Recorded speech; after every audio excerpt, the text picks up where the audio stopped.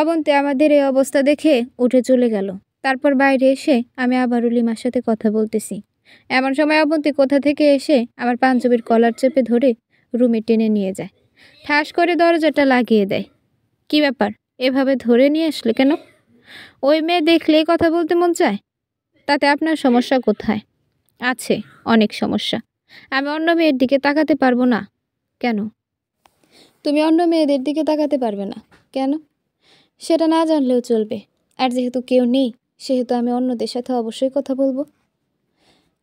না, তুই কারোর সাথে কথা বলতে পারবি না, আর যেন ওই মেয়েটার সাথে না দেখি। সমস্যা কোথায়? বলছি না কথা বলতে না। যদি বলি, তাহলে আব্বুকে কল দিয়ে বলবো তুমি আমাকে চর মেরে অন্য মেয়ের সাথে প্রেম করছো। কি? আপনি এই কথা বলতে পারবেন? হ্যাঁ, এখন পাঞ্জাবিটা খুলে শুয়ে পড়ো। আপনি কোথায় ঘুমাবেন? পরে দেখা যাবে, তুমি শুয়ে পড়ো। তারপর আমি পাঞ্জাবিটা খুলে রেখে বিছানায় শুয়ে পড়লাম। আপাতত কেউ নাই, একা একা শুয়ে আছি। শুয়ে শুয়ে ভাবতেছি, অমন তেমন রাগ দেখালো কেন? সেও কি আমাকে ভালোবাসে নাকি? ধরে এটা হয় না। সে আমাকে এখনো দেবরের মতোই দেখে। বুঝতেছি না যে কেন যে অবন্তী আমাকে মেনে নিচ্ছে না। আল্লাহই ভালো জানে। ভাবতে ভাবতে কখন যে ঘুমিয়ে পড়েছি নিজেও জানি না।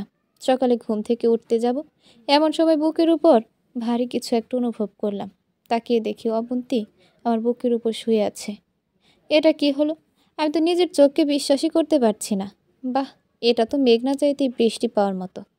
আমি উঠতে গিয়ে উঠিনি। এই প্রথম অবন্তী আমাকে স্পর্শ করলো, তা আবার এমন একটা মুহূর্ত। আমি কেন, পৃথিবীর কোনো পুরুষই এই অবস্থা থেকে উঠবে না। আমি ঘুমের ভান ধরে শুয়ে আছি। দেখি অবন্তী কি করে। কিছুক্ষণ থাকার পর অবন্তী উঠল, উঠে শাড়ি ঠিক করে নিল। আমি যেন না বুঝতে পারি, সে আস্তে করে রুম থেকে চলে যায়। আমি মনে মনে হাসতেছি। বালিকা নিজের জামাইয়ের বুকে মাথা রেখে ঘুমাইছো, সেটা দেখলে সমস্যা কোথায়? যাক, একটু পর সে আবার রুমে আসে। এসে, জুয়েল, এই জুয়েল। আমি ঘুমের ভান ধরে বললাম, এই ওঠো, অনেক দেরি হয়ে গেছে। আপনি যান, আমি আর একটু ঘুমাই। না, আর ঘুমাতে হবে না, ওঠো ওঠো, একটু পর বরপক্ষ এসে যাবে। আচ্ছা, উঠছি। এই কথা, একটা কথা বলেন তো। কি? আপনি কালকে রাতে কোথায় ছিলেন? মাহির সাথে। কেন? না, এমনি। কেউ একজন আমার পাশে শুয়েছিল মনে হয়। মনে হয় লিমা হবে। কি, আবার ওই মেয়েটার কথা বলছো? তাহলে কে হতে পারে? আপনি কাউকে দেখেছেন? এই নাও তোমার ব্রাশ, তাড়াতাড়ি ফ্রেশ হয়ে আসো। এই কথা বলে অবন্তী একরকম চোরের মতোই রুম থেকে চলে গেল। আমি বসে বসে হাসতেছি। ফ্রেশ হয়ে এসে নাস্তা করে নিলাম। তারপর কিছুক্ষণ হাঁটাহাঁটি করলাম। বাইরে গিয়ে লিমার সাথে দেখা হয়। কিরে, তুই বেঁচে আছিস? তোর কি মনে হয়? আমার তো মনে হয় তুই মারা গেছিস। তোর আত্মা ভূত হয়ে ঘুরতেছিস। হা হা, হঠাৎ করে এই কথা বললি কেন? কালকে রাতে তোর বউ যেভাবে তোরে নিয়ে গেছে, সেটা দেখে মনে হয়েছে তুই আজকে শেষ। আরে না, তেমন কিছু না। তোকে তো মনে হয় ভালোবাসে। আরে না, অমন্তী নিজেও ঠিক মতো কথা বলে না। অন্য মেয়েদের সাথেও কথা বলতে দেয় না। একটা প্যারার মধ্যে আছি। বুঝছি। আচ্ছা, আর কয়েকটা ডোজ দিব তোর বউকে? আর দরকার নেই দোস্ত, যেগুলো দিছিস সেগুলোতে আমার 12টা বাজছে। আর দিলে কি করবে আল্লাহই জানে। সমস্যা নেই, হালকা করে একটা দিয়ে দেব। আচ্ছা, দিস। এমন সময় অবন্তী কল দিল। এই জুয়েল, কই তুমি? আছি বাইরে। বাইরে কি? দরকারের সময় খুঁজে পাই না। কি বলুন? তাড়াতাড়ি রুমে আসো। কেন? ধুর, তুমি এত কথা বলো কেন? আসতে বলেছি, আসো। আচ্ছা, আসতেছি। কলটা কেটে দিলাম। কি রে, কে কল দিল? তোর ভাবি রুমে যেতে বলেছে। মনে হয় আমাকে তোর সাথে দেখেছে। যা, তোর খবর আছে। তুই দাঁড়া, আমি একটু আসছি। যা, বেঁচে থাকলে দেখা হবে। ওপারে ভালো থাকিস বন্ধু। ফাজিল, থাক, আমি আসছি। তারপর রুমে গেলাম। অবন্তী দেখেই আমার চোখ কপালে উঠে গেল। শাড়ি একটাকে উল্টো পাল্টো করে পরে আছে। কি ব্যাপার, আপনার এই অবস্থা কেন? তুমি এসেছো? কি হয়েছে? তোর একা একা শাড়ি পরা যায় নাকি? দরজাটা লাগিয়ে এদিকে আসো। দরজা কেন লাগাবো? তো কি দরজা খুলেই শাড়ি পরবো? যা, লাগিয়ে আসো। আমি গিয়ে দরজা লাগিয়ে আসলাম। এই শাড়ির আঁচলটা একটু ধরো তো। আমি তো অবাক হয়ে গেলাম। এটা কি বলে? ওই আবুলের মতো দাঁড়িয়ে আছো কেন? না মানে স্বপ্ন নাকি বাস্তব, সেটাই বুঝতেছি না। সামান্য শাড়ি ধরতে বলেছি, এতেই অবস্থা? অন্য কিছু বললে কি হতো? অন্য কিছু কি? ওই এত কথা ওই এত কথা বলো কেন? যেটা করতে বলেছি সেটা করো। আমি গিয়ে হাঁটু গেড়ে বসে শাড়ির কুচিগুলো ধরলাম। আপনি শাড়ি পরতে পারেন না? পারি, তবে পুরোপুরিভাবে পারি না। তাহলে কাল রাতে কিভাবে পরেছেন? বাসা থেকে আসার সময় আম্মু পরিয়ে দিয়েছে। ও আচ্ছা, যাও তুমি গিয়ে গোসল করে রেডি হয়ে নাও, একটু পর অনুষ্ঠান শুরু হয়ে যাবে। আচ্ছা ঠিক আছে, যাও তুমি। আমি তুমি গোসল করে রেডি হয়ে নাও, একটু পর অনুষ্ঠান শুরু হয়ে যাবে। আচ্ছা ঠিক আছে। তারপর গোসল করে রেডি হয়ে নিলাম। অবন্তী নিজের হাতেই আমার শার্টের বোতাম লাগিয়ে দিল। একটা জামাই জামাই ভাব আসলো শরীরে। আমি রেডি হয়ে বাইরে গেলাম। মাহির বাবা ডেকে নিয়ে গেল ওনার সাথে একটু দেখাশোনা করার জন্য। আমি ওনার সাথে গেলাম। পরপক্ষ চলে আসলো। খাওয়া দাওয়ার পর্ব শুরু হলো।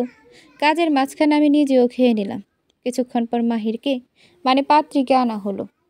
মাহির সাথে অবন্তী সহ আরও কতগুলো মেয়ে ছিল। অবন্তী দেখে আবারও কাশ খেলাম। কালো একটা শাড়িতে একটু অন্যরকম লাগছে। আমি এক দৃষ্টিতে তাকিয়ে আছি।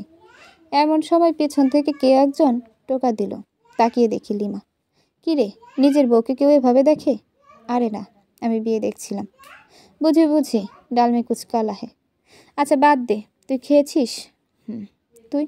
ভেবেছিলাম আরও পরে খাবো, আম্মু জোর করে খাইয়ে দিয়েছে। ভালো করছে। এই 15 তারিখ তোর রেজাল্ট দেবে জানিস? কিসের রেজাল্ট? আরে আমাদের অনার্স পরীক্ষার। ও আচ্ছা, তোর নাম্বারটা দে তো, তোদের অফিসে যাওয়ার আগে কল দেব। এই নে দোস্ত, তোর ধন্যবাদ দিয়ে ছোটো করবো না। হয়েছে, চল তোর বউকে একটু রাগিয়ে দিই। কেমনে? গেলেই দেখবি। তারপর লিমা আমার একটা হাত ধরে স্টেজে নিয়ে যায়। তারপর বর আর কনে এর মাঝে বসিয়ে ফটো তোলা শুরু করলো। অবন্তীকে বলল আমাদের ছবি তুলে দিতে। এটা দেখে অবন্তী রাগে লাল হয়ে গেছে। আমার দিকে বড় বড় চোখ করে তাকিয়ে আছে। আমি একটু রাগানোর জন্য লিমার সাথে ক্লোজ হয়ে বসে ছবি তুলছি। এভাবেই দিনটা চলে গেল। বিকালবেলা বসে আছি, এমন সময় বস কল দিল। আসসালামু আলাইকুম। হ্যাঁ জুয়েল, তুমি কোথায়? আমি একটা বিয়ের অনুষ্ঠানে আসছি। কালকে কাজে আসবে? কিন্তু বস, বিয়ে তো এখনো শেষ হয়নি, বৌভাত বাকি আছে। তোমাকে আর কাজে আসতে হবে না, বিয়ে খাও। না বস, ঠিক আছে, আমি কালকে আসবো। মনে থাকে যেন, না হলে চাকরি ডিসমিস। কলটা কেটে দিল। আমি মনে মনে ভাবতেছি, শালা লিমাদের ওখানে চাকরিটা একটু পাই, তখন দেখবি তোর এই ব্যবহারের ফল আমি সুদে আসলে দেব। অবন্তীর কাছে গেলাম। একটু এদিকে আসেন তো। আমাকে কেন ডাকতেছ? তোমার তো অনেক মেয়ে ফ্রেন্ডের অভাব নেই। দেখেন, বাজে কথা না বলে সাইডে আসেন। কি হয়েছে? আপনি থাকেন, আমি চলে যাচ্ছি। চলে যাচ্ছ মানে কোথায়? বস কল করেছিল, কালকে কাজে না গেলে চাকরি থাকবে না। এখান থেকে তার কাজে যাওয়া সম্ভব না, তাই বলছিলাম আপনি থাকেন, বিয়ে শেষ হলে তারপর আমি এসে নিয়ে যাব। দরকার নেই, দাঁড়াও, আমিও যাব। মানে কি? এখনো বিয়ে শেষ হয়নি। আসলটা শেষ, আর এখানে থেকেও কোনো মজা পাবো না। মাহি তো চলে যাবে। সো দাঁড়াও, আমি আসছি। কিছু না বলে দাঁড়িয়ে আছি। তারপর সবাই থেকে বিদায় নিয়ে বাসার দিকে রওনা দিলাম। লিমাকে ইশারায় বলেছি মোবাইলে কথা বলবো। তারপর একটা সিএনজি নিয়ে বাসায় চলে আসলাম। কিরে, চলে আসলি যে? বিয়ে শেষ নাকি? না, কাজ আছে, বস কল করেছিল তাই। তারপর রুমে চলে গেলাম। ফ্রেশ হয়ে বাইরে চলে গেলাম। আয়মানকে কল দিয়ে আসতে বললাম। আসার পর পুরো ঘটনা ওর সাথে শেয়ার করলাম। বাহ, তার মানে সব ঠিকঠাক হয়ে গেছে? এখনও শিওর না, আরও কয়েকদিন দেখি। লিমার ডোজটায় কাজ হয়েছে না, না হলে অমন্তে এত সহজে নরম হতো না। বন্ধু, ঠিক বলেছিস, লিমা অনেক হেল্প করেছে। আরও কিছুক্ষণ আড্ডা দিয়ে বাসায় চলে আসলাম। রাতে খেয়ে রুমে গেলাম। দেখলাম অবন্তী বিয়ে তোলা ছবিগুলো দেখছে। আমি গিয়ে কাঁথা আর বালিশটা নিয়ে ফ্লোরে ঘুমানোর জন্য রেডি হচ্ছি। অবন্তীর দিকে বারবার তাকাচ্ছি, সে কিছু বলে না, কিন্তু না, কিছু বলল না। আমিও শুয়ে গেলাম। শুয়ে ভাবতেছি, অবন্তী তো কিছুই বলল না, তাহলে বিয়েতে কেন শুয়েছিল একসাথে? মনে হয় এটা অন্যদের দেখানোর জন্য, মান সম্মান রক্ষার্থে এমনটা করেছে হয়তো। আমার কপালে এগুলো নেই, তাই এগুলো নিয়ে চিন্তা না করাই বেটার। অবন্তী আগেও আমাকে মেনে নেয়নি, এখনও নিচ্ছে না, আর ভবিষ্যতও নেবে বলে মনে হয় না। ভাবতে ভাবতে ঘুমিয়ে গেলাম। সকালে ঘুম থেকে উঠে ফ্রেশ হয়ে কাজে যাচ্ছি। এমন সময় আব্বু সামনে দিয়ে ঘোরাঘুরি করছে। মনে হচ্ছে কিছু একটা বলবে। কি বলবে? তোর কাছে কিছু টাকা হবে? তোর মায়ের মেডিসিন শেষ। আমি জানি পকেটে মাত্র 20 টাকা আছে, কারণ যেগুলো ছিল সব বিয়েতে খরচ হয়ে গেছে। যাতায়াত, বিয়ের উপহার, অবন্তীর শাড়ি, পুরো মাসের বেতন শেষ। কি বলবো বুঝছি না। আচ্ছা, প্রেসক্রিপশনটা আমাকে দাও, আমি আসার সময় নিয়ে আসবো। তারপর বাবার থেকে প্রেসক্রিপশনটা নিয়ে বেরিয়ে গেলাম। ভাবতে লাগলাম কিভাবে কি করব।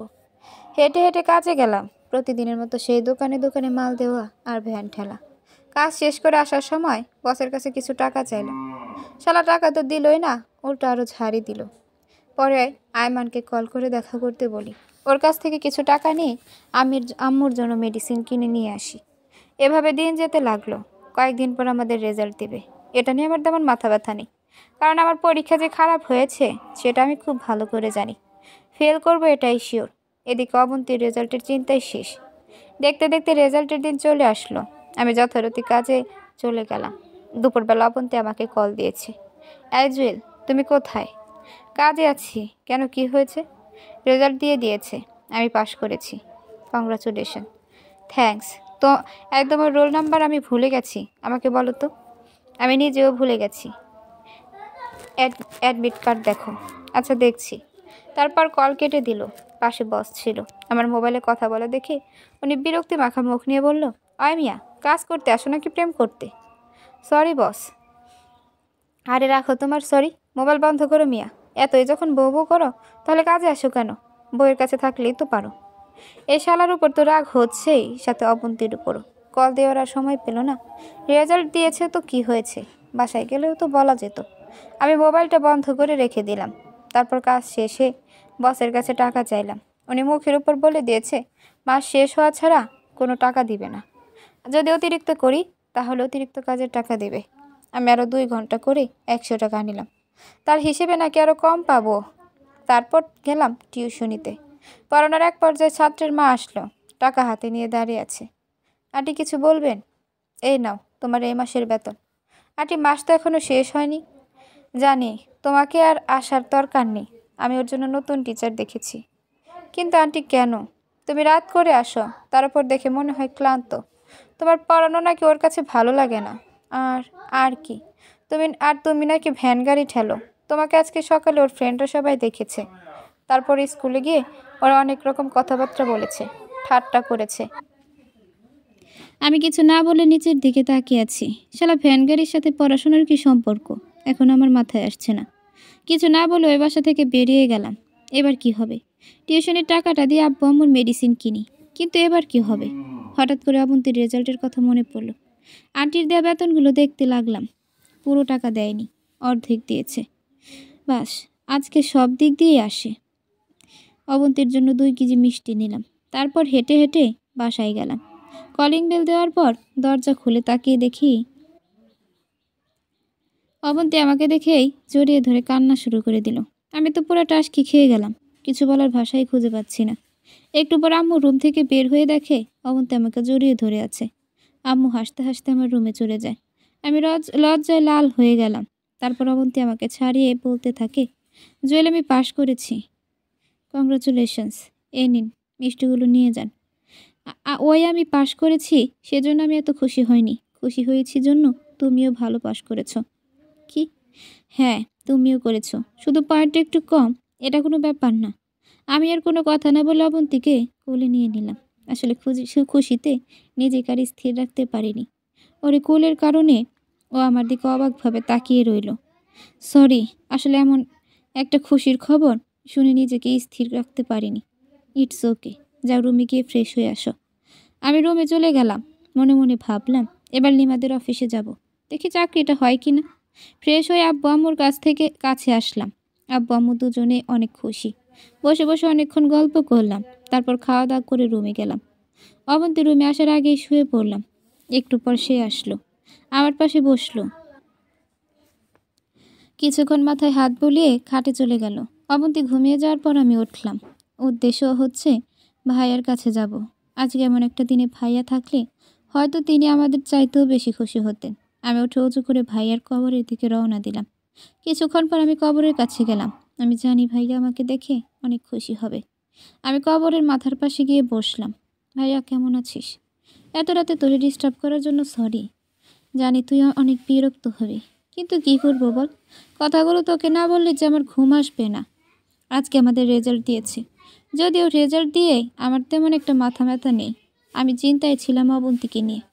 আলহামদুলিল্লাহ সে পাশ করেছে, আমিও করেছি, কিন্তু সেটা হয়তো তোর মনের মতো হবে না।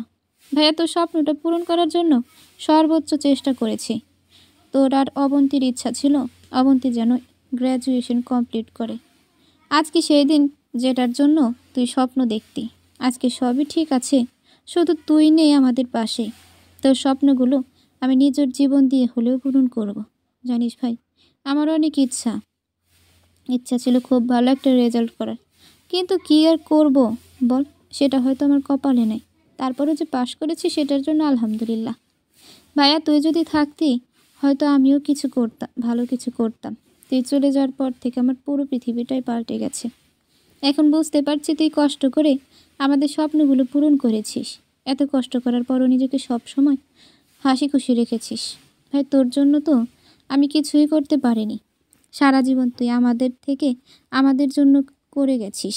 জানিস ভাইয়া, অবন্তী এখনও আমাকে মেনে নেয়নি, হয়তো নিবেও না, কিন্তু তাতে আমার কোনো আফসোস নেই।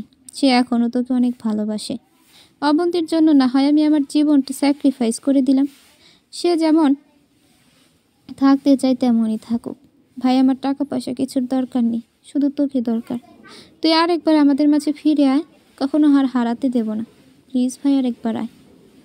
আর কোনো কথাই আসছে না মুখ দিয়ে। বসে বসে ভাইয়ার স্মৃতিগুলো মনে করতে লাগলাম। তারপরে উঠে কবর জিয়ারত করে বাসায় চলে আসলাম। এসে দেখে অবন্তী মন খারাপ করে বসে আছে। কী ব্যাপার, আপনি ঘুমাননি? কোথায় গিয়েছিল? এই তো একটু বাইরে, ঘুম আসছি না তাই ঘুরে এলাম। মিথ্যে কেন বললে, সত্যি বলো। ভাইয়ার কবরের কাছে। এত রাতে? জিয়ারত করতে গিয়েছিলাম। কি বলেছো তোমার ভাইয়াকে? কিছু না, জাস্ট জিয়ারত করে চলে আসছি। আমি সব শুনেছি। আপনি কিভাবে শুনেছেন? তোমার পিছন পিছন গিয়েছিলাম। রাত অনেক হয়েছে, ঘুমিয়ে পড়ুন। অবন্তী কিছু একটা বলতে চেয়েছিল, কিন্তু আমি গিয়ে শুয়ে পড়লাম। সকালবেলা ঘুম থেকে উঠে ফ্রেশ হয়ে কাজে যাব, এমন সময় অবন্তী আসলো। কিছু বলবেন? হ্যাঁ, একটা কথা ছিল। হ্যাঁ বলেন। আমি আমাদের বাসায় যাব, যদি দিয়ে আসতে ভালো হতো, কিন্তু আমি তো কাজে যাচ্ছি। আর হঠাৎ করে ওই বাসায় কেন? রেজাল্ট দিয়েছে, আম্মু আব্বু খুশি হয়েছে, আর এমনিতেই অনেকদিন যায়নি। সকালে আম্মু কল দিয়ে আমাকে নিয়ে যেতে বলেছে। আম্মু আব্বুকে বলেছেন? কি বলেছে? যাওয়ার জন্য বলেছে। যদি তুমিও যাও তাহলে ভালো হতো। না, আমি যেতে পারবো না। কেন, গেলে সমস্যা কোথায়? কাজ আছে, কালকে এমনিতে অগ্রিম টাকা নিয়ে এসেছি। এখন কাজ না করলে টাকা বের করে দেবে, পরে দেখা যাবে চাকরিটাও যাবে। তাহলে আমাকে বাসায় নামিয়ে দিয়ে তারপর যেও। প্লিজ না করো না, একা একা ভয় লাগে। আচ্ছা ঠিক আছে, রেডি হয়ে নেন। ওয়েট, যাব আর আসবো। আমি বাইরে দাঁড়িয়ে রইলাম। অবন্তী রেডি হয়ে আব্বু আম্মুকে সালাম করে বেরিয়ে গেল। একটা রিক্সা নিয়ে ওদের বাসার দিকে রওনা দিলাম। কালকে যে মিষ্টিগুলো আমি কিনে নিয়ে আনলাম সেগুলো আম্মু ওর সাথে দিয়ে দিয়েছে, যারে আর ওখানে যাওয়ার সময় কিছু কেনা না লাগে। কিছুক্ষণ পর অবন্তীদের বাসায় চলে আসলাম। ওর ব্যাগপত্র নামিয়ে চলে আসতে যাব, এমন সময় অবন্তী ডাক দিল। জুয়েল। বলেন। কিছু খেয়ে যাও। না, এখন না, এমনিতেই দেরি হয়ে যাচ্ছে। আসি। আল্লাহ হাফিজ। আল্লাহ হাফিজ। আবার কি? রাতে আসতে পারবে? রাতে এসে কি করব? আম্মু তোমাকে আসতে বলেছে, রাতে এসে দেখা করে নিও। রাত থেকে পরের দিন থেকে কাজে যেও। চেষ্টা করব। এই বলে আবার রওনা দিলাম। মনে মনে ভাবলাম, আজকে হঠাৎ করে অবন্তী এত ভালোবাসা দেখাচ্ছে, কারণ কি? মনে হয় কাল রাতে সব কিছু শুনে ফেলেছে। তোর এত কিছু ভেবে লাভ নেই, ও আমাকে মেনে নিবে না। ভালো পাশ করার কারণে হয়তো কৃতজ্ঞতা দেখাচ্ছে। অবন্তীকে ওদের বাসায় রেখে আমি কাজে চলে গেলাম। সারাদিন কাজ করলাম। এর মাঝে অবন্তী বেশ কয়েকবার কল দিয়েছে, খেয়েছি কিনা, ভালো আছি কিনা, ওদের বাসায় কখন যাব, আরও অনেক কিছু বলেছে। রাতে আমি আমাদের বাসায় চলে গেলাম। কিরে, তুই এখানে কেন? মানে কি? অবন্তী তোকে কিছু বলেনি? হ্যাঁ বলেছে, ওদের বাসায় যাওয়ার জন্য বলেছে। তো যাসনি কেন? আরে আজব তো, ও বললেই কি যেতে হবে? হ্যাঁ অবশ্যই, অবন্তী অনেকবার কল দিয়েছিল। তুই আসলে যেন ওদের বাসায় যেতে বলি। আমি যাব না এখন, অন্য দিন। যাবি না মানে এক্ষুনি যা। কিন্তু বাবা, কিন্তু কোনো কিন্তু নয়, রেডি হয়ে অবন্তীর কাছে যা। কি আর করা, দেরি হয়ে গেল। ওদের বাসার দিকে রওনা দিলাম। রেডি হয়ে ওদের বাসায় রওনা দিলাম। যাওয়ার প্রায় 30 মিনিট পর ওদের বাসার সামনে গেলাম। কলিং বেল দেওয়ার সাথে সাথে দরজা খুলে দিল। কী ব্যাপার, এটা কি হলো? মাত্র কয়েক সেকেন্ডের মধ্যে দরজা খুলে গেল। মনে হয় দরজার কাছেই কেউ ছিল। তাকিয়ে দেখে অবন্তী। আমাকে দেখে একটা হাসি দিয়ে বলল, এত দেরি হলো যে? রাস্তায় জ্যাম ছিল। যাও সোফা রুমে যাও, আম্মু আব্বু ওখানে আছে। আমি ওই রুমে গেলাম, ওনাদের সালাম করলাম, অনেকক্ষণ বসে বসে গল্প করলাম। তারপর একসাথে খেয়ে আমি অবন্তীর রুমে চলে গেলাম। রুমে গিয়ে খাটে শুয়ে রইলাম। এমন সময় অবন্তী আসলো। আমি যেই উঠে যাব তখনই, এই কই যাও? আপনি ঘুমাবেন না? হ্যাঁ ঘুমাবো। কিন্তু তুমি খাট থেকে নামো কেন? না ঘুমালে আপনি কোথায় ঘুমাবেন সেটা তোমার জানতে হবে না, তুমি ঘুমাও। কিন্তু ওই ঘুমাতে বলেছি না, ঘুমাও। আমি কিছু না বলে ঘুমিয়ে গেলাম। অবন্তী রুম থেকে চলে গেল। মনে হয় অন্য রুমে থাকবে। দেখ, ভালোই হয়েছে, আমি অন্তত খাটে ঘুমাতে পারবো। এই ফ্লোরে থাকতে থাকতে পিঠে ব্যথা হয়ে গেছে। আর শ্বশুর বাড়ি এসে যদি নিচে থাকি আর সেটা কেউ যদি দেখে, তাহলে আমার মান ইজ্জত শেষ। শুয়ে শুয়ে ভাবছি, অবন্তী কি আসলে আমাকে মেনে নেবে না? আমারও তো ইচ্ছা করে বইয়ের সাথে থাকতে, ওর সাথে ভালো একটা সম্পর্ক রাখতে, মনের গহীনে যত কথা লুকিয়ে আছে সবগুলো শেয়ার করতে। কিন্তু এমন কপাল নিয়ে দুনিয়াতে আসছি, যেই কপালে সুখ নামের কোনো কিছুই লেখা নেই। ভাবতে ভাবতে ঘুমিয়ে গেলাম।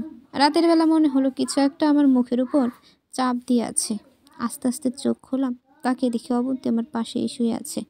আর একটা হাত আমার মুখের উপরে, অন্য আরেকটা হাত দিয়ে আমাকে জড়িয়ে ধরে ঘুমিয়েছে। আমি কিছুক্ষণ অবাক হয়ে তাকিয়ে রইলাম। স্বপ্ন দেখছি না তো? না, স্বপ্ন না, আসলেই সত্যি। কিছুক্ষণ অবন্তীর মায়া মাখা মুখের দিকে তাকিয়ে রইলাম। দেখে মনে হচ্ছে ছোট্ট একটা বাচ্চা আমার বুকে শুয়ে আছে। তারপর আমিও ঘুমিয়ে গেলাম। সকালে ওর ডাকে ঘুম ভাঙলো। কী ব্যাপার মহারাজ, আর কত ঘুমাবেন? কাজে যাবেন না? ও সরি, আপনি আমাকে আর একটু আগে ডেকে দিতেন। সমস্যা নেই, এখনও সময় বেশি হয়নি। আমি রাস্তা রেডি করতেছি, তুমি ফ্রেশ হয়ে ডাইনিং রুমে আসো। আচ্ছা ঠিক আছে, আপনি যান, আমি আসছি। অবন্তী চলে গেল। আমি গিয়ে ফ্রেশ হয়ে রেডি হয়ে ডাইনিং রুমে গেলাম। এত নাস্তা দেখে একটু টাসকি খেলাম। আসলে অনেক দিন হয়েছে এত নাস্তা একসাথে খেয়েছি। প্রতিদিন সকাল সকাল ঘুম থেকে উঠেই বাইরে গিয়ে কলা পাউরুটি নিতাম। যাই হোক, সবাই মিলে নাস্তা করে নিলাম। নাস্তা করে ওর আব্বু আম্মুর কাছ থেকে বিদায় নিয়ে আমি ওদের বাসা থেকে বেরিয়ে গেলাম। উদ্দেশ্য কাজে যাব। গেটের বাইরে আসতে অবন্তী ডাকলো, জুল কিছু বলবেন? কাজে না গেলে হয় না? আজকে বাজার করতে হবে। কাজে না গেলে কী দিয়ে বাজার করব? এখানে আবার আসবে জানি না, তবে মনে হয় না। প্লিজ আসিও, চেষ্টা করিব। তারপর বিদায় নিয়ে বেরিয়ে গেলাম। সোজা কাজে চলে গেলাম। কাজ করছি এমন সময় লিমার কথা মনে পড়লো। সে তো বলেছে রেজাল্টের পর ওর বাবার অফিসে যেতে। রেজাল্টও দিল, দেখি কিছু একটা হয় কিনা। সেখানে চাকরিটা হয়ে গেলে অন্তত আর ভ্যান গাড়ি নিয়ে হেঁটে হেঁটে মাল বিক্রি করা লাগবে না। লিমাকে কল দিলাম, কয়েকবার রিং পড়লো কিন্তু ধরলো না। আবার দিলাম, এবার ধরলো। হ্যালো লিমা, কেমন আছিস? জুয়েল নাকি রে? হ্যাঁ, ভুলে গেলি নাকি? আরে হারামি, তোরে কেন ভুলবো বল, কী অবস্থা? এই তো মোটামুটি। তোর কি অবস্থা? রেজাল্ট কি? বলিস না ভাই, যেটা আশা করেছিলাম সেটা হয়নি। তোর কি? কোনো মতে পাশ করেছি। আচ্ছা, একটা কথা ছিল। হ্যাঁ বল। তুই যে বলেছিলি তোদের অফিসে লোক লাগবে, সেই ব্যাপারে তুই কি তোর বাবার সাথে কথা বলেছিস? কথা বলে লাগবে না, তুই তোর সব কাগজপত্র নিয়ে চলে আসিস, আমি থাকবো। ঠিকানা তোরে মেসেজ করে দিব। থ্যাঙ্কস দোস্ত। থ্যাঙ্কস দিয়ে কাজ হবে না, ট্রিট দিবি। আচ্ছা ঠিক আছে, দেব। কাল কয়টায় আসবো? 10টায় আসিস। আচ্ছা ঠিক আছে। কলটা কেটে দিলাম।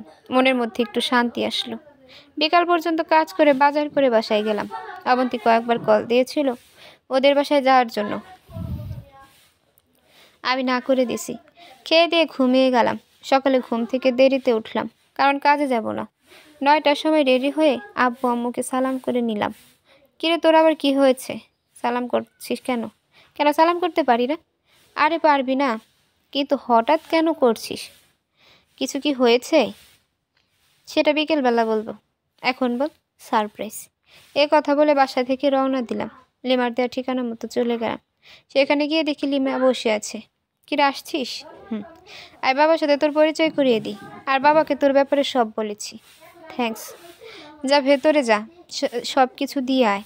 আমি ভেতরে গেলাম। সবার সাথে পরিচয় হয়ে কাগজপত্র সব জমা দিলাম। এরপর বাইরে এসে লিমার সাথে বসলাম। একটু পর ম্যানেজার এসে আমাকে আর লিমাকে ডেকে নিয়ে যায়। ভেতরে গেলাম। লিমার বাবা বলল, দেখো বাবা, তোমার এসএসসি আর এইচএসসির রেজাল্ট ভালো ছিল, কিন্তু অনার্সের রেজাল্ট খুব ভালো না। আমাদের রুল অনুযায়ী চাকরিটা তুমি আসলে পাচ্ছ না। চুপ হয়ে দাঁড়িয়ে রইলাম। কিন্তু আমার মেয়ে এত করে বলেছে যে চাকরিটা না দিয়ে পারছি না, তাই চাইলে কালকে থেকে জয়েন করতে পারো। ধন্যবাদ স্যার। খুশিতে চোখ দিয়ে পানি বের হয়ে গেল। আমি আর লিমা ওর বাবার রুম থেকে বের হলাম। লিমা কি বলে তোকে ধন্যবাদ দেবে বুঝতে পারছি না। তোর বউ কেমন আছে? আছে ভালোই। হ্যাঁ, এখন কি ঠিক হয়েছে? আগে থেকে একটু হয়েছে, বাকিটা আগের মতোই। টেনশন করিস না, সব ঠিক হয়ে যাবে। হ্যাঁ, চল এখন। কোথায়? ট্রিট দিবি না? আজকে না অন্যদিন। আচ্ছা ঠিক আছে, আজকে যাই। বসের সাথে কিছু হিসাব আছে, ওইগুলো শেষ করে আসি। হ্যাঁ যা, কালকে থেকে চলে আসিস। ওকে, আল্লাহ হাফেজ। তারপর লিমার কাছ থেকে বিদায় নিয়ে ওদের অফিস থেকে বের হয়ে রাস্তায় আসলাম। আয়মান কল দিল। ওর সাথে কথা বলতে বলতে রাস্তা পার হচ্ছি, এমন সময় কিছু একটা সজোরে এসে আমাকে ধাক্কা দিল। ধাক্কা খেয়ে অনেক দূরে গিয়ে পড়ি। তারপর আর কিছুই মনে নেই। যখন জ্ঞান আসলো, নিজেকে হাসপাতালে আবিষ্কার করলাম। তাকিয়ে দেখে অবন্তী আমার পাশে আছে। আমি ওর দিকে তাকালাম, আর তাকানো দেখেই যখন জ্ঞান আসলো, নিজেকে হাসপাতালে আবিষ্কার করলাম। তাকিয়ে দেখে অবন্তী আমার পাশে বসে আছে। আমি ওর দিকে তাকালাম। আমার তাকানো দেখে অবন্তী আমাকে জড়িয়ে ধরে কান্না করতে শুরু করলো। কিছুক্ষণ পরে ছেড়ে দিয়ে বলল, এখন কেমন লাগছে? ভালো। টেনশনের দরকার নেই, খুব বেশি কিছু হয়নি। ডাক্তার বলেছে একদিনের মধ্যে বাসায় চলে যেতে পারবে। হ্যাঁ, আমি তোমার আব্বু আম্মুকে কল দিয়ে আসতে বলেছি। বুঝলাম না অবন্তী হঠাৎ করে আমার আব্বু আম্মুকে বলছে কেন? তারও তো আব্বু আম্মু। কিছু না বলে চুপ করে রইলাম। ওনারা আসছে। তুমি শুয়ে থাকো। আপনি কোথায় যাচ্ছেন? একটু কাজ আছে। আমার এই অবস্থায় অবন্তী আমার পাশে থাকবে সেটা না করে বলছে তার নাকি কাজ আছে। বাবা মা আসা পর্যন্ত থাকুন, না দেরি হয়ে যাবে। অন্য কোনো দিন দেখে যাব। অবন্তী উঠে চলে গেল। আমি শুয়ে শুয়ে ভাবতে লাগলাম, হঠাৎ করে অবন্তীর কি এমন হলো যে এত কাজ আমাকেও জানাচ্ছে না। আব্বু আম্মু আসলো, এসে আমাকে ধরে কান্না করতে থাকলো। আমি সান্ত্বনা দিলাম যে ঠিক আছে, আমি শুধু মাথায় একটু আঘাত লাগছে। অবন্তী অবন্তী কই? আম্মু এই তো একটু আগে গেছে। ওর নাকি খুব একটা জরুরি কাজ আছে। কি এমন জরুরি কাজ যে তোর পাশে থাকতে পারছে না? বাদ দাও, আবার চলে আসবে। আরও কিছুক্ষণ কথাবার্তা বললাম। সেদিন হাসপাতালে থেকে গেলাম। আব্বু আম্মু থেকে গেল। পরদিন হাসপাতাল থেকে বাসায় চলে গেলাম। কিন্তু এই 2 দিনে অবন্তী একবারও আসেনি এবং একটা কলও দেয়নি। আর নিজ থেকেও দেইনি আমি। 1 সপ্তাহ পর মোটামুটি সুস্থ হই, তাই চিন্তা করলাম নতুন অফিসে জয়েন করে ফেলি। বসে থাকা ঠিক হবে না, তাই রেডি হয়ে সকালবেলা বের হচ্ছি। আম্মু সামনে আসলো। কোথাও যাচ্ছিস? হ্যাঁ, নতুন চাকরি পেয়েছি, বেতন আগে থেকে ভালো, কষ্টও কম, তাই চিন্তা করলাম আজ থেকে শুরু করে দিই। সে কি রে, তুই তো আমাদের একবারও বলিসনি। কখন পেলি? যেদিন অ্যাক্সিডেন্ট করেছিলাম সেদিন। আম্মু বাবাকে ডেকে বলল। বাবা অনেক খুশি হলো। দুজনের কাছ থেকে বিদায় নিয়ে বের হব, এমন সময় আবার দাঁড়িয়ে গেলাম। কিছু বলবি? অবন্তীকে কেউ কিছু বলবে না, বলার দরকার নেই। কেন রে, এমন একটা খুশির খবর মেয়েটাকে না দেওয়ার দরকার নেই, সময় হলে জানবে। এখন নিজ থেকে কেউ কিছু বলবে না। আচ্ছা ঠিক আছে, বলবো না। আমার কিছু না বলে রওনা দিলাম। 30 মিনিট পর অফিসে গেলাম। ম্যানেজারকে সালাম দিলাম। উনি সব কিছু ঠিকঠাক করে দিল। আমাকে সবার সাথে পরিচয় করিয়ে দিয়ে আমার ডেস্ক দেখিয়ে দিল এবং কাজ বুঝিয়ে দিল। নতুন অফিস, নতুন কাজ, ভালোই লাগছে। কিন্তু বারবার অবন্তীর কথা মনে পড়তে লাগলো।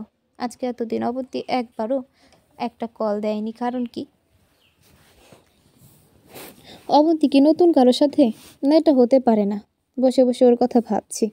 এমন সময় লিমা এসে একটা টোকা দিল। কী ব্যাপার স্যার, ম্যামের কথা খুব মনে পড়ছে বুঝি? আরে না, তুই কখন আসলি? আসছি তো অনেক আগে। এসে দেখলাম তুই বসে বসে কী নিয়ে চিন্তা করছিস। না তেমন কিছু না। নতুন অফিস কেমন লাগছে? ভালোই। কোনো প্রবলেম হলে ম্যানেজারকে বলিস। আচ্ছা ঠিক আছে, তুই থাক, আমি বাবার সাথে দেখা করে আসি। ওকে যা। তারপর আবার কাজ করতে লাগলাম, কিন্তু বারবার অবন্তীর কথাই মাথায় ঘুরতে লাগলো।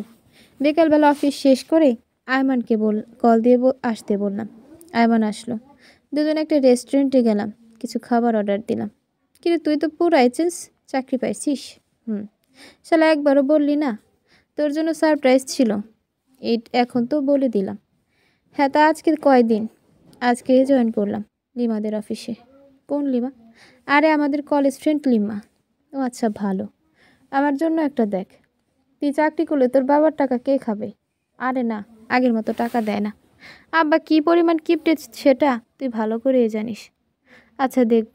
তোর ভাবি বউ কেমন আছে? ভাবি বউ মানে? আগে ছিল ভাবি, এখন হয়েছে বউ। দুইটা মিলে ভাবি বউ। তুই কোনো দিন ঠিক হবি না। তো কী অবস্থা ওনার? এবার তো অনেক খুশিতে থাকবে তাই না? ওরে কিছু জানাইনি। কেন? সব কিছু বললাম। জুয়েল দোস্ত, তোরে আমি আগে যেই কথাটা বলেছি এখনও সেম কথাই বলছি। ওই মেয়েটার মধ্যে কোনো ঘাপলা আছে। যেমন, প্রথমত তোর ভাই মারা যাওয়ার পর অমতি যদি তোদের বাসা থেকে চলে যেত, খুব ভালো বিয়ে করতে পারতো না। ওর ভাগ্য ভালো যে তুই ওরে আবার বিয়ে করেছিস। দ্বিতীয়ত তোর বাবা মা অবন্তীকে যে পরিমাণ ভালোবাসে, আদর করে, আবার মনে হয় না পৃথিবীর অন্য কোথাও এমন আদর পাবে। সব কিছু ঠিক থাকা সত্ত্বেও অবন্তী তোর সাথে একই খাটে থাকে না, একসাথে মিশে না। এই থেকেই তো বোঝা যায় ওর মাঝে কোনো ঘাপলা আছে। কিন্তু আমি তো ওরে কোনো অভাব দেখাইনি। ওর সবগুলো স্বপ্নই পূরণ করেছি। আমার মনে হয় ওর কোনো পুরনো বয়ফ্রেন্ড আছে। আরে না, এটা হয় না। এটাই হবে। গরিবের কথা বাসি হলেও মিষ্টি হয়। আমি কি করব বল? আম্মু আব্বুর দিকে তাকিয়ে ওরে কিছু বলতেও পারছি না। ও এখন কোথায়? ওর বাবার বাসায়। আমার অ্যাক্সিডেন্টের আগে গেছে, এখনও আসেনি। একবারও আসেনি? না কল করে জিজ্ঞেস করেনি আমি বেঁচে আছি নাকি মরে গেছি। তাহলে শিওর থাক ওর অন্য কোথাও রিলেশন চলছে। দোস্ত, ওরে ফলো করতে পারবি? ওকে ওকে করলাম, সমস্যা কোথায়? কিন্তু এটা শিওর যে অবন্তী তোর কাছে থাকবে না। আগে হোক আর পরে হোক, ওরে ডিভোর্স দিতে হবে। তুই না দিলেও সে তোকে দিবে। আচ্ছা, তুই শুধু ফলো কর। ওকে। আরও কিছু কথা বলে বাসায় চলে আসলাম। এসে ফ্রেশ হলাম। আম্মু রুমে আসলো। কিছু বলবে? বলো। আব্বু কোথায়? বাইরে গেছে। ও কি বলবা বলো। মেয়েটা অনেকদিন বাসায় নেই, বাসাটা কেমন খালি খালি লাগছে। যা বাপ, ওরে নিয়ে আয়। কাকে? অবন্তীকে। ওরা অনেক মিস করছি। তোর আব্বু বলেছিল বিকেলবেলা যাবে, কিন্তু আমি দিইনি। আমি বলেছি তুই গিয়ে নিয়ে আসবি। ও নিজেও থেকে আসবে, আমি নিয়ে আসতে পারবো না। এটা কেমন কথা? একা একটা মেয়ে কী করে আসবে? আর আজও এত রাতে ওরে কেমনি নিয়ে আসবো? সকাল হোক, আমি গাড়ি পাঠিয়ে দেবো, ও চলে আসবে। না, এখন তুই যা, ওরে নিয়ে আয়। মানে কি এখন নিয়ে আসবো মানে? এ রাতের বেলা? তোরে কি বলছে আজকে রাতে নিয়ে আসতে হবে? আমি বলেছি তুই এখন যাবি, রাতটা ওখানে থাকবি, কালকে সকালে ওরে নিয়ে আসিস। পারবো না। ঠিক আছে, আমি যাচ্ছি। পাগল হয়েছ? এত রাতে ওদের বাসায় যাবে মানে? হ্যাঁ যাবই তো। তুই যেহেতু যাবি না, আমি নিজে গিয়েই আমার মেয়েকে নিয়ে আসবো। আচ্ছা ঠিক আছে, যাচ্ছি। কি আর করার, ইচ্ছা না থাকা সত্ত্বেও রেডি হয়ে অবন্তীদের বাসায় রওনা দিলাম। 40 মিনিট পর ওই বাসায় গেলাম। ঘড়ির দিকে তাকিয়ে দেখি 9টা বাজে। কলিং বেল দিলাম। কিছুক্ষণ পর অবন্তীর মা এসে খুলে দেয়। আমি সালাম দিলাম, ভেতরে গেলাম। উনি বলল অবন্তী রুমে আছে। আমি অবন্তীর রুমে চলে গেলাম। গিয়ে দেখি অবন্তী কার সাথে হেসে হেসে মোবাইলে কথা বলছে। আমাকে দেখে একরকম চোরের মতো হয়ে গেল। তো তুমি এখানে? কোনো প্রবলেম? প্রবলেম না, কিন্তু আসতে তো পারমিশন লাগে। নিজের বইয়ের রুমে আসবো, সেখানেও পারমিশন? সরি। কেন আসছো? অবাক হয়ে ওর দিকে তাকিয়ে রইলাম। আব্বু আম্মু আপনাকে অনেক মিস করছে। এখানে আসলেন যে, তো অনেক দিন হয়েছে, এবার বাসায় চলেন। দেখো, তোমাকে অনেক দিন ধরে একটা কথা বলবো ভাবছি, কিন্তু বলা হয়নি। এখন বলো। দেখো, আমারও তো ইচ্ছা আছে আমি নিজের পায়ে দাঁড়াই। মানে? মানে আমি মাস্টার্স করব, তারপর একটা ভালো জব করব। আপনাকে আগেও বলেছি, এখনও বলছি, আমি চাই না আপনি চাকরি করেন। তোমার চাওয়া না পাওয়া না চাওয়ায় আমার কিচ্ছু যায় আসে না। আপনি এগুলো কি বলছেন? তুমি আমার জন্য অনেক করেছো। তোমার ফ্যামিলিতে থাকা মানে তোমার করুণায় থাকা। কিন্তু আমি কারো করুণা নিয়ে থাকতে চাই না। করুণা করছি মানে স্বামী হিসেবে এগুলো আমার দায়িত্ব। কিন্তু আমি তোমাকে কখনো স্বামী হিসেবে মানতে পারবো না। আপনি এতদিন পর এগুলো কি বলছেন? আমারও তো একটা ভবিষ্যৎ আছে। আপনি কি বলতে চাইছেন? ক্লিয়ার করে বলেন। দেখো জুয়েল, আমি তোমার সাথে এইভাবে থাকতে পারবো না। আব্বু আম্মুকে কি বলে বোঝাবেন? ওনারা কি আপনাকে নিজের মেয়ের চেয়ে কম কিছু করেছে? দেখো, আমি এত কিছু বুঝি না। আমি জাস্ট মুক্তি চাই। তোমার সাথে আমার যায় না। যায় না মানে? মানে তোমার এই টানাটানি সংসারে আমি থাকতে পারবো না। যে টাকা বেতন পাও তা দিয়ে কিছুই হবে না। টাকাই কি সব? হ্যাঁ, টাকাই সব। কয়টা ইচ্ছা পূরণ করেছো আমার? কয় টাকা হাত খরচ দাও আমাকে? কয়বার শপিংয়ে নিয়ে গেছো আমাকে? বিয়ের পর থেকে এমনভাবে রেখেছো, লজ্জা করে না আবার নিজেকে স্বামী বলে দাবি করতে? আমি সর্বোচ্চ চেষ্টা করেছি। আর কি করব? আমি এত কিছু বুঝি না। তারপর মানে আপনি যাবেন না? এই তো। হ্যাঁ, আমি আর কোনো কথাই বললাম না। অবন্তীদের বাসা থেকে বেরিয়ে গেলাম। কাউকে কিছু বললাম না। এত রাতে বাসায় যাওয়া ঠিক হবে না। আব্বু আম্মাকে যদি জানাই, তাহা তাহলে ওনার অনেক কষ্ট পাবে। আর কিছুদিন দেখি, পরে না হয় সময় করে সব ওনাদের জানিয়ে দেব। এমনকি কল দিলাম। আজ রাত তার সাথেই থাকতে হবে। তারপরে